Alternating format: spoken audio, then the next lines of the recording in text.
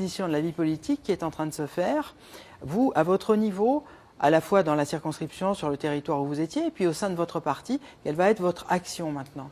Écoutez, moi, tout d'abord, je suis conseiller régional et je vais continuer de me battre pour les Niçois, les Saint-Andréens, les Faliconais, les Trinitaires et puis l'ensemble des habitants de la région PACA au conseil régional à Marseille, face d'ailleurs à une majorité dont on ne sait plus quelle est sa couleur politique, puisqu'on a vu le nouveau président de région, Renaud Muselier, prendre la suite de Christian Estrosi dans le soutien à un certain nombre de candidats En Marche. Et ma voisine en a été victime, puisque M. Dombreval, qui est conseiller régional élu donc avec la droite et le centre, est maintenant En Marche, et le président de la région élu par la droite et le centre a lui-même soutenu ce candidat. Donc il y a une grande clarification politique surtout qui doit être menée avant la recomposition.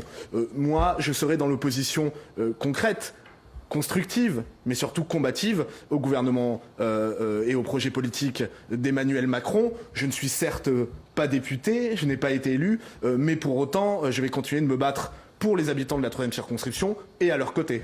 Si le jeu était si flou, s'il y avait tant besoin de clarification, pourquoi Philippe Vardon, vous n'avez pas été élu ? Écoutez, je crois que j'ai surtout été battu malheureusement par l'abstention, ou si on le prend autrement, mon adversaire a lui été élu par l'abstention. On se retrouve finalement avec un mode de scrutin qui crée beaucoup de désespérance politique et cette désespérance entraîne de la désertion des urnes. On a vu tout au long de la campagne, je ne pense pas que je sois le seul, des électeurs qui nous disaient « voter ne sert à rien ». On ne croit plus en la politique, on vote pour les uns, le lendemain ils sont amis avec les autres, on vote pour les uns, ils mènent la même politique que les autres, et quand on vote pour le Front National, à cause d'un mode de scrutin inique, on n'a pas d'élus.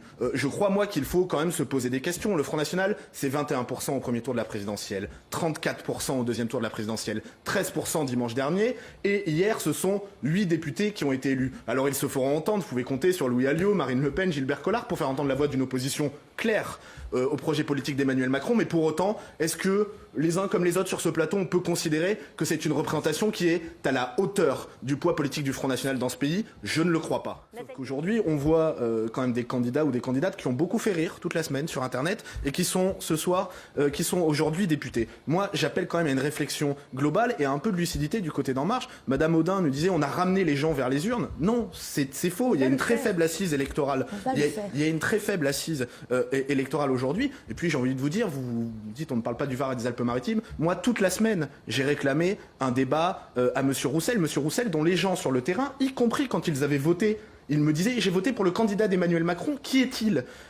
Quelque part, on a là un candidat qui ne connaît pas notre circonscription, enfin un député aujourd'hui, et que les gens ne connaissent pas. Tout à l'heure, vous me disiez qu'est-ce qui vous a manqué pour gagner. J'ai envie de dire, il me manquait une semaine de campagne de plus et un débat. Je réalise quasiment 40%.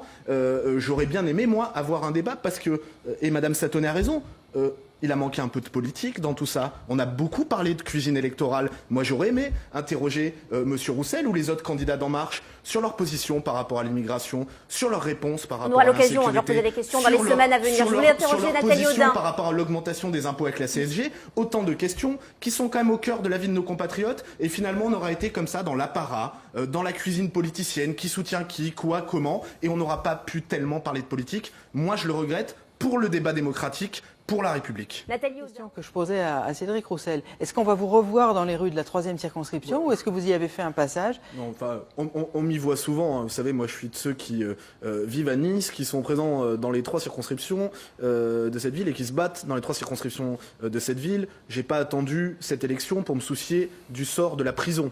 J'ai pas attendu cette élection pour me soucier de la requalification du quartier du Rail. J'ai pas attendu cette élection pour me soucier des logements sociaux que la métropole de M. Estrosi impose à la Trinité et demain à Falicon. Donc je vais évidemment continuer, moi, de lutter aux côtés des électeurs, des habitants de la 3e circonscription, mais aussi des autres circonscriptions niçoises. Je suis, et je crois que même mes adversaires me le reconnaissent, un élu enraciné, expérimenté, engagé, et les Saint-Andréens, les Faliconais, les Trinitaires et les Niçois savent qu'ils vont continuer de m'avoir à leur côté parce que j'ai peur que malheureusement on ait élu hier un député, même une assemblée un peu hors sol et même hors peuple, quand on voit l'abstention qui a touché, et je crois que là aussi ça doit inquiéter tout le monde, 61% des salariés qui n'ont pas voté, 64% des moins de 35 ans, eh bien, à défaut d'avoir un député qui sera un député de proximité, et ça on peut le reconnaître, sans doute à celui que j'ai battu au premier tour, l'ancien député Rudy Sall, eh bien ils auront en tout cas un conseiller régional et un élu de proximité à leur côté. Moi je me pose une question, et ça me semble beaucoup plus grave, on a un vrai problème de diversité sociologique dans cette assemblée, parce que derrière cette apparence de société civile, on a finalement une homogénéité sociale qui n'a jamais été telle, avec une assemblée de cadres supérieurs. Oui, un avec seul ouvrier parmi les avec nouveaux une assemblée de députés, cadres La supérieurs, et République c'est en très marche. inquiétant. Vous savez, les partis ont bien des défauts, bien sûr, mais les partis sont encore des lieux où il peut y avoir une méritocratie, un ascenseur social, et dans ces députés un peu choisis sur casting et sur CV, on se retrouve avec une absence de représentativité sociologique de la société française qui est extrêmement inquiétante, avec très peu de salariés. Quand on a choisi des femmes pour En Marche, Merci. c'était rarement des caissières ou des agricultrices. Merci, on va pas le relancer.